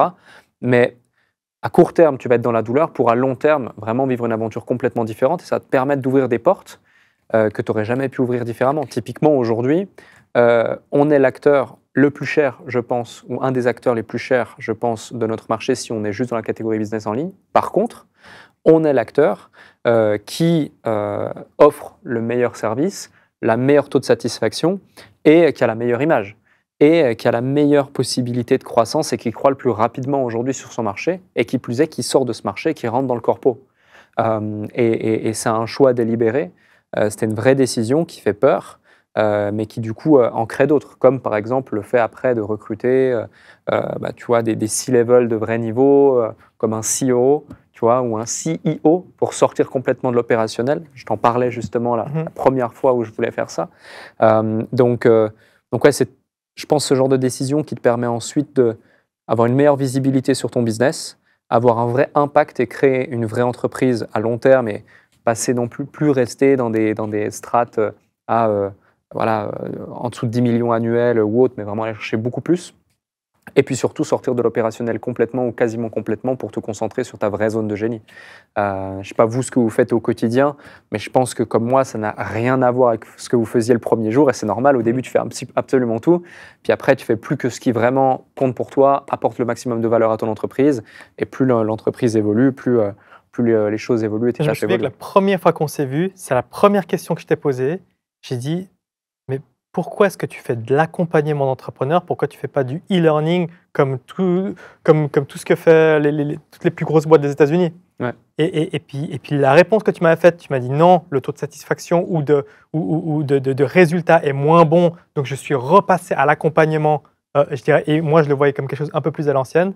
Le fait que je voie après le business model que tu as mis en place, je l'ai trouvé hyper innovant. Je ne sais pas si ça existait ailleurs avant, mais c'est vrai que là, le taux de satisfaction est complètement différent, rien à voir. C'est clair, c'est clair. Après, c'est un parti pris, puis c'est un pari, parce que les marges ne sont pas les mêmes, il y a plein de variables qui rentrent en ligne de compte, il y a de l'humain beaucoup plus. Et ouais. Mais tu vois, tu as dit un mot, la zone de génie, moi j'adore. Ouais. Et c'est pareil, tu vois, on parlait des gens qui ne savent pas reconnaître leurs erreurs, mais moi j'adore poser cette question. Où est-ce que tu es bon, où est-ce que tu es mauvais? Et les gens qui veulent montrer où ils sont bons, c'est bien, mais il faut... Moi j'adore que quelqu'un me dise là où je suis mauvais, tu vois. C'est rassurant. En fait, plus tu sais où tu es mauvais, plus tu vas être sûr de là où tu es bon. Et tu vois, une créa qui n'aime pas les chiffres, on s'en tape en fait, tu vois. C'est OK, tu vois. Tu vois, moi, ma CFO, elle n'aime pas particulièrement la beauté et les produits cosmétiques. C'est pas grave, c'est pas son job. Son job, c'est qu'on ait des datas fiables, de bonne qualité, et moi, où j'ai confiance dans ce qu'elle me montre pour qu'on prenne les bonnes décisions ensemble. Mais si elle aime pas, elle n'est pas passionnée de crème ou de make-up, c'est pas grave. Et ça aussi, je trouve que c'est un truc en tout cas en France, mais je pense en Europe, tu vois, on essaye de te faire un peu bon partout. Tu vois, on te fait faire des maths jusqu'au bout du bout, on te fait faire de l'histoire géo jusqu'au bout du bout. Ouais. Non, en fait, si tu es bon en maths, il faudrait que tu fasses 80% de ton maths et 20% du reste. Et c'est pas ça qu'on fait, je trouve. Et je pense qu'on perd des génies comme ça, tu vois. On cherche à ce que tu sois dans la moyenne. Exactement. Alors que pour être bon, il faut être excellent et continuer. Mais on passe à côté de talents qui auraient pu se développer, tu vois, sur... Mais oui, exactement. Complètement. En parlant de talent, vous êtes combien de collaborateurs chez Merci Andy? Nous, on est 35. Ok. Et du coup, le recrutement, c'est un métier, j'imagine, tu as découvert aussi au fil du temps. Ouais. Tu as peut-être fait des erreurs, des apprentissages, des prises de conscience liées à ça, des déclics. Est-ce que tu peux nous partager ta méthode pour recruter des talents? Parce que j'ai aussi l'impression que ce business, c'est un business passion, où tu veux que chaque collaborateur incarne la culture, comprend la vision, et puis ait cette mission de vraiment créer une marque qui crée de l'émotion à chaque fois chez ses clients. Comment tu t'y prends? Alors, j'ai un autre bouquin, The Hiring Method, The A Method. Avant, je faisais du vaudou. Hein. J'étais là, tiens, t'es cool, t'as l'air sympa et tout. Maintenant, pour le côté t'es cool, t'as l'air sympa, j'ai écrit notre culture d'entreprise. Est-ce que tu vas fitter à la culture d'entreprise de Merci Andy? Donc, j'ai fait un exercice de culture book. C'est vraiment c'est quoi Merci Andy dans ses missions, dans son fameux why, what et how, pourquoi on fait ça, comment on le fait et à quoi ça va ressembler. Tout ça, on l'a écrit. C'est quoi nos valeurs? On en a 7, comme les 7 couleurs de l'arc-en-ciel. Et du coup, je vais vraiment prendre cette grille-là au fur et à mesure de l'entretien. Ensuite, on a processé nos entretiens. On part de très large au téléphone à de l'étude de cas pour quand les jobs, tu vois, donc assez précis et assez précis. Ce qui est sûr, c'est que je peux encore me tromper et qu'on se trompe encore. Là où tu vois, où je sais qu'on a progressé, c'est que je le sais maintenant, la première semaine, J'attends pas les périodes d'essai de 4 mois et tout, mais la première semaine, je sais tout de suite si ça va fitter ou pas fitter pour les 3, 4, 5 prochaines années de la carrière de la personne. Je pense qu'attendre 4 mois, c'est de la folie, tu vois. Enfin, moi, je le sais avant. Donc, dans la manière dont est-ce que la personne va être curieuse, va poser des questions, comment elle va se comporter avec les autres. En fait, il n'y a pas besoin. Ces réponses-là, tu les as tout de suite. Tu vois. Et maintenant, allez, une semaine, j'exagère, mais on se laisse maximum 2-3 semaines avant de couper une période d'essai. Donc, maximum. Recruter lentement, remercier rapidement. Quoi. Exactement. Ouais. Mais ça m'arrive aussi au bout de 2 semaines de dire, en fait, ta période d'essai, t'en as pas besoin, on te l'enlève, tu vois, et de faire des raccourcis de période d'essai. Ça nous arrive dans l'autre sens. Et les gens sont hyper contents et encore plus motivés. Parce que eux, tu vois, dans la tête de quelqu'un, tu es en période d'essai, tu es un peu sur la sellette, tu fais semblant, tu as ta date du 22 septembre en tête, il faut absolument, le 23 septembre, je serai plus confiant. Bah, je trouve qu'il faut faire dans les 2 cas, tu vois. Complètement. Revenons justement sur la période de la pandémie. On en a très rapidement parlé, mais tu vois, 1000% d'augmentation en 24 heures, puis après ça continue, ça continue. Comment tu as géré cette période? C'est quoi les leçons que vous en avez tirées? Alors, c'était, tu vois, c'était pas une période, c'est incomparable. Ouais. Tu vois, c'est pas un buzz médiatique, c'est pas une campagne qui fonctionne bien. C'est un truc planétaire où les présidents de tous les pays du monde parlent en même temps, où tu avais 25 millions de personnes, même 30 millions, je crois que sa première allocution, tu avais la moitié des Français qui regardaient, enfin c'était fou. Donc nous, au début, grosse incompréhension. Un petit peu de panique de mon côté, comment on va gérer ça. Quand je crois qu'il y a un moment, on est monté à 15 000 commandes unfulfilled, tu vois, donc avec du retard. Nous, on en envoyait 500, 600 par jour. Comment si aujourd'hui on est à 15 000 et demain on a encore 10 000, comment on va faire, tu vois? On va dire aux gens, ça va prendre 1 mois, on va les perdre dans le système. Enfin, tu vois, on ne savait pas comment gérer. Donc, comment on va gérer ça? Et donc, un peu de panique. Et très vite, j'ai mis des priorités. C'est quoi mes priorités? Et ça a été de réceptionner réceptionner le stock qui ne servait pas, donc celui de mes magasins. Tu vois, j'ai été très rationnel et je me suis dit, en fait, on a arrêté le développement produit, on a arrêté évidemment le développement commercial. Tout ça, on a tout arrêté et toute l'équipe s'est mis service client, donc vraiment répondre aux personnes. On n'avait pas d'IA à l'époque, hein, donc tout était manuel.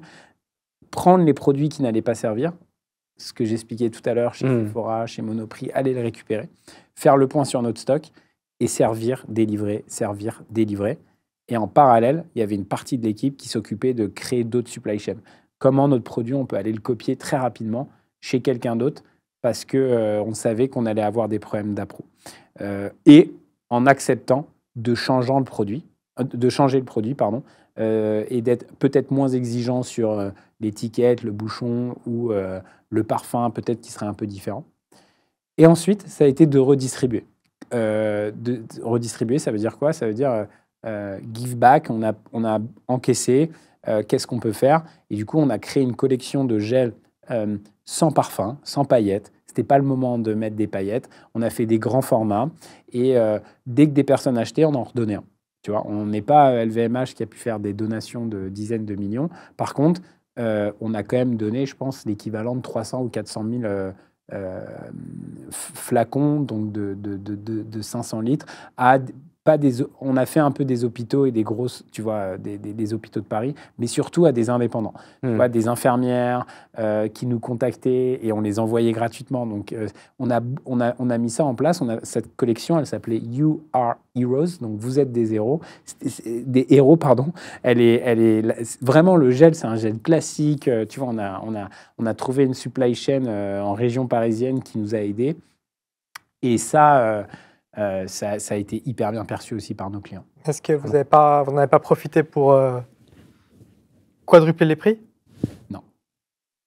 Est-ce que ça n'aura pas été stratégique? Non, on ne l'a pas fait. Parce que on ne l'a pas fait. Notre flacon est resté à 3 €. On aurait pu le mettre à 4. On aurait fait, tu vois, 25% de croissance en plus. Donc c'est énorme. 10? Hein? Même Ouais, on l'a vendu? Non, on l'a pas fait. C'est pas ma philosophie de vie Et tu vois, la règle de marché, offre-demande, quand tu as trop de demandes pour une offre qui est faible, tu augmentes les prix. Tu vois. Ouais. Mais on ne l'a pas fait parce que il y avait un sentiment de guerre et de détresse. Tu vois. Nous, il y avait des gens qui ne recevaient pas leurs colis, qui nous appelaient en pleurs. J'ai besoin de gel, je travaille, mon enfant, tu vois. Donc, aller faire de l'EBITDA sur ces gens-là, à ce moment-là, ça nous dérangeait. Est-ce que tu penses que mais il y en a choix... plein, tu retrouvais des gels en pharmacie, il y avait eu des reportages, 12 €, c'est un scandale, mais les gens achetaient de toute Parce manière. que c'est hyper dur justement d'estimer cette partie, cet impact sur la marque et sur le futur.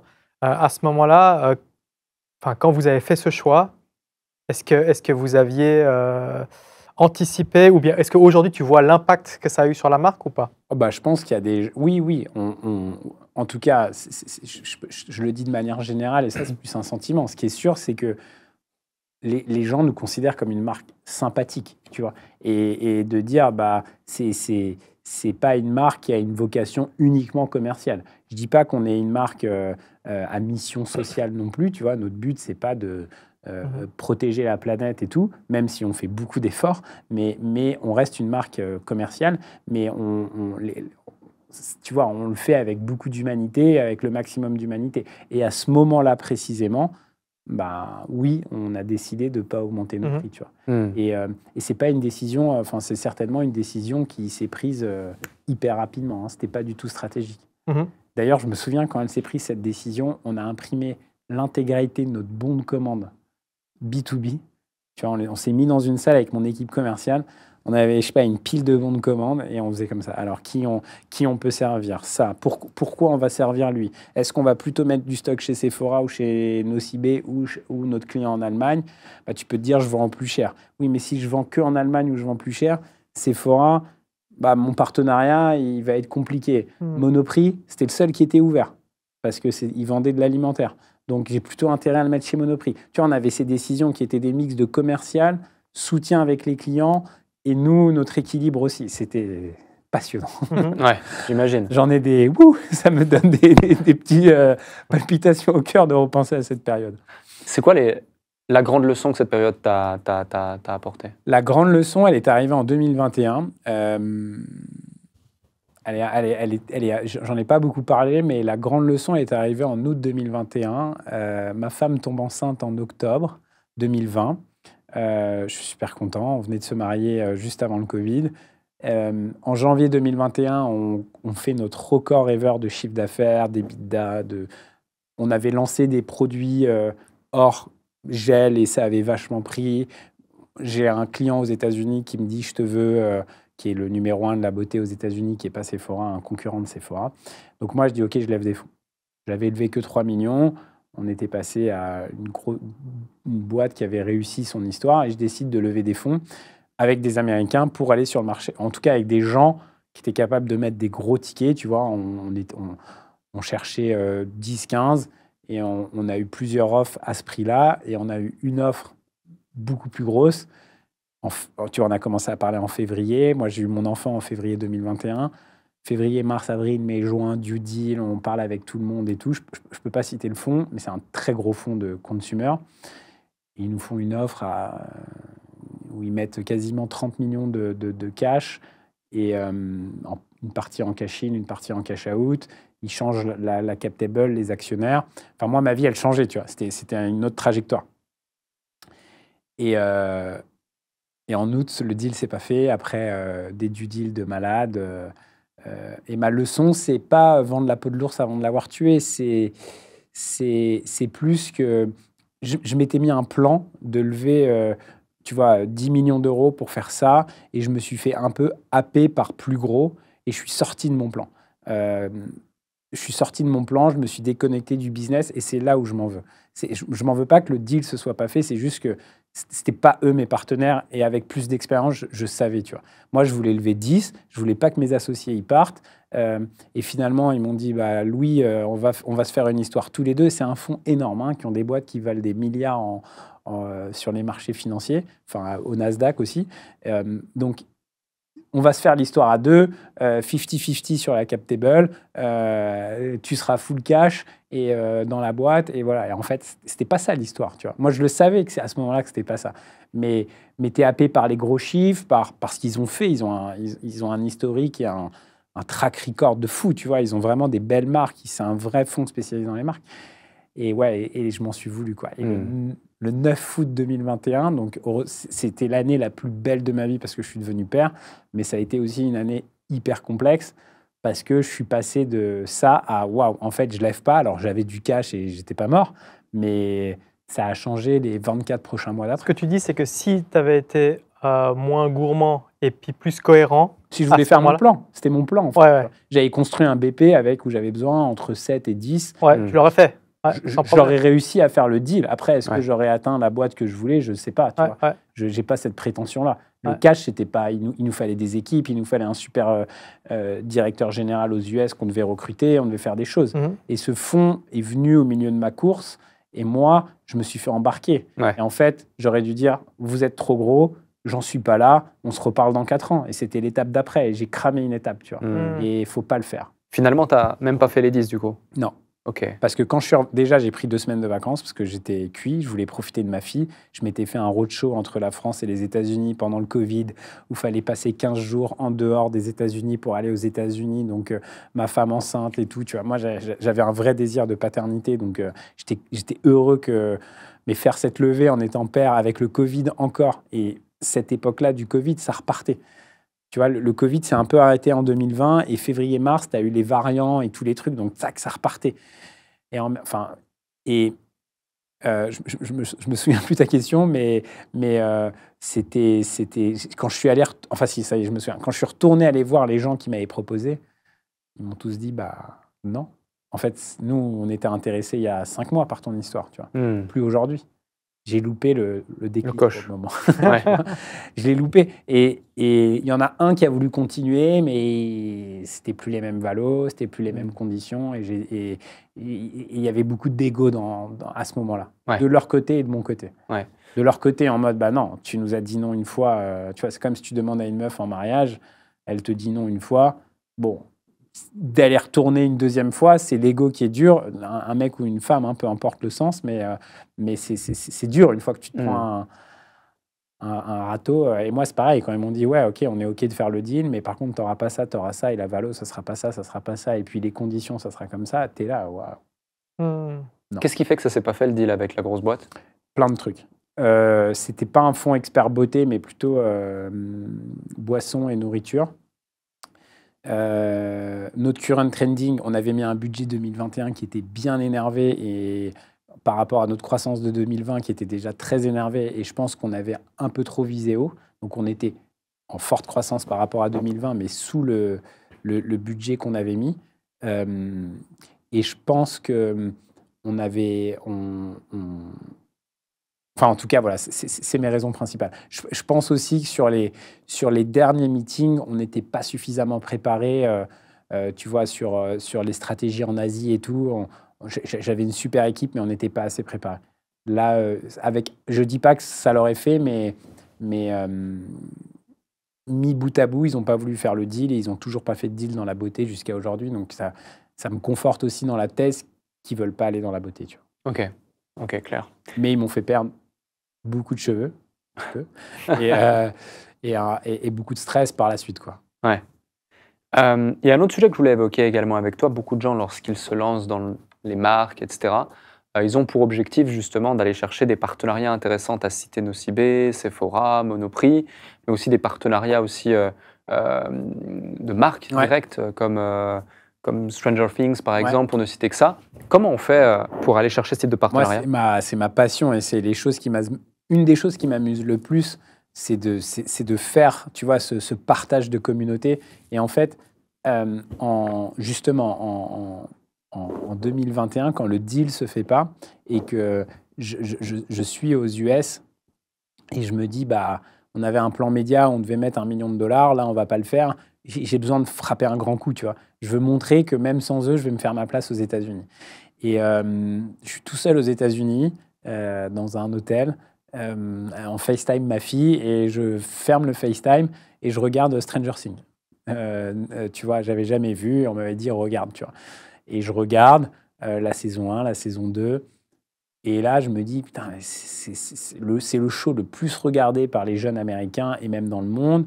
Il y a, entre la marque Merci Andy et le show Stranger Things, il y a plein de choses qu'on met en commun. Il y a ce monde extraordinaire qu'on essaye de créer avec Merci Andy et Stranger Things. C'est ça, c'est que tu bascules dans un monde, tu vois, tu es dans ton quotidien et d'un coup, tu vas basculer dans ce monde extraordinaire. Alors, où il y a des monstres, où c'est terrible, mais il y a aussi beaucoup de couleurs et de joie. C'est un groupe de potes, ils sont jeunes. Il y a dans la couleur, dans les personnages, il y a beaucoup de choses qui étaient en commun avec Merci Andy. Et je me dis, vas-y, en fait, j'ai rien à perdre. Tu vois, Disney fait de la licence depuis 50 ans. Netflix, ils en font très peu. Netflix, comme toutes les boîtes, ils cherchent à se diversifier. Je prends mon LinkedIn, j'envoie un message à la CMO Netflix Monde. Je lui dis, je suis aux États-Unis, on est une marque française, on aimerait faire une collab avec vous, regardez ce qu'on a déjà fait avant, on lui envoie, elle nous met en contact avec quelqu'un et on arrive au meeting ultra préparé, on avait fait des créas, c'était en visio, on avait fait des créas, des idées, on avait mâché le boulot et 7 mois après, on lançait une collection, tu vois. Incroyable. Dingue. Incroyable, ouais. Et ça, mon conseil, c'est passe par la grande porte, tu vois. Moi, tu vois, on te dit souvent, en fait, quand tu veux quelque chose, va, tu vois, à l'endroit où c'est le plus évident et où tu peux taper le plus fort possible. Si on ne te répond pas, on ne te répond pas. Tu essaieras une autre porte, puis une autre porte. Et finalement, tu passeras peut-être par la porte arrière derrière. Mais commence pas par la porte arrière derrière.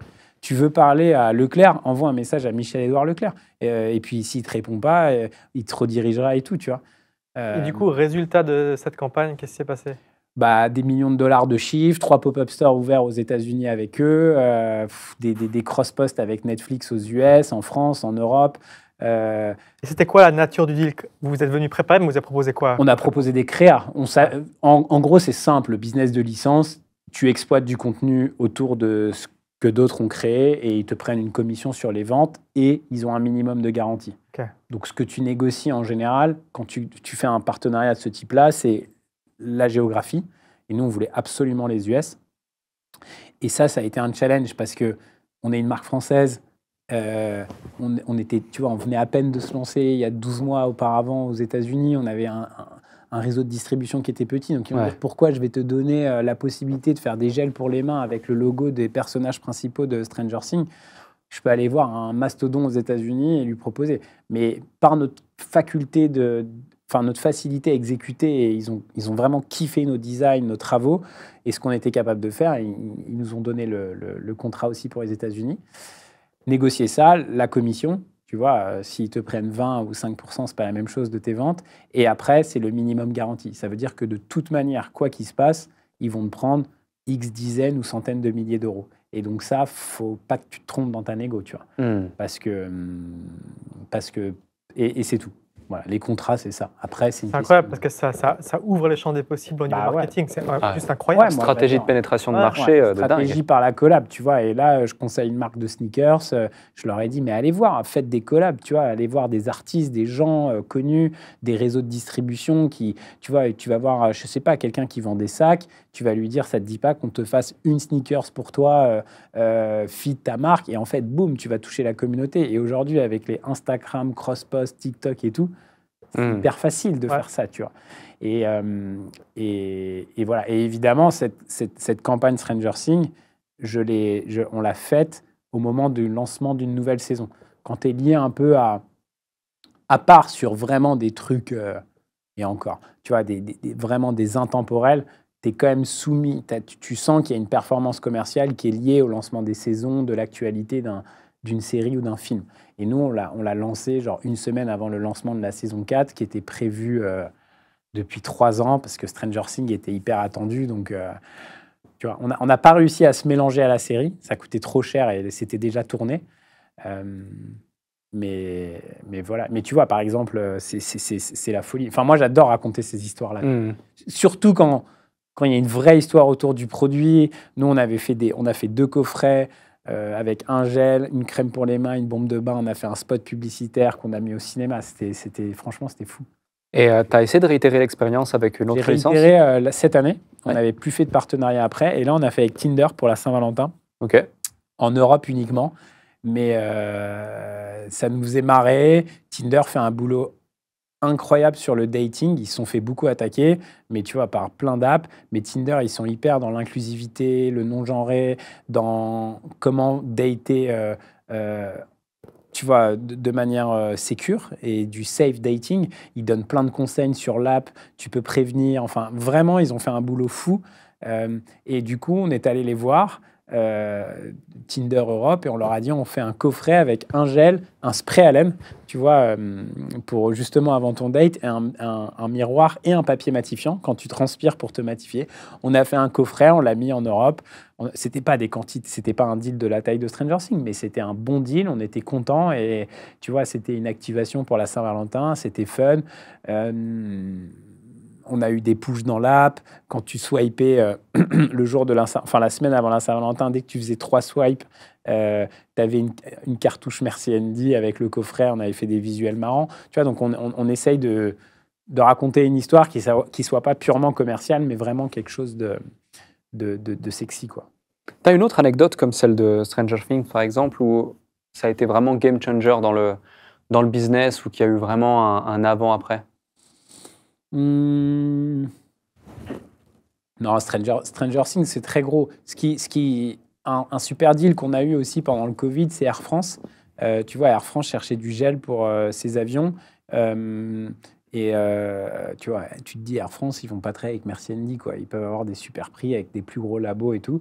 Et finalement, c'est toujours nous, leur fournisseur, tu vois. Et en fait, c'est pas un deal qui nous rapporte beaucoup de cash parce qu'ils l'achètent vraiment pas cher. On reste positif, mais c'est vraiment pas beaucoup d'argent. Par contre, ouais, tu as des milliers de personnes qui voient ta marque tous les jours, qui rentrent. Et ça, moi, j'appelle ça du smart sampling. Tu vas pas gagner d'argent, mais tu vas faire de l'échantillonnage intelligent où les gens vont te voir à un moment précis et ils vont découvrir ta marque. Donc, il faut être capable d'aller échantillonner de manière intelligente. Si on t'achète le produit, c'est encore mieux. Nous, ça ne nous coûte pas d'argent, tu vois. Mais on lave, je sais pas, on doit laver Air France, ils ont 300 avions.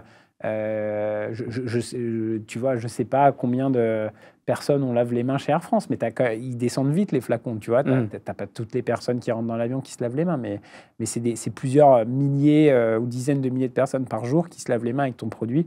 Et c'est Air France qui paye, donc tu es super content, tu vois. Ouais.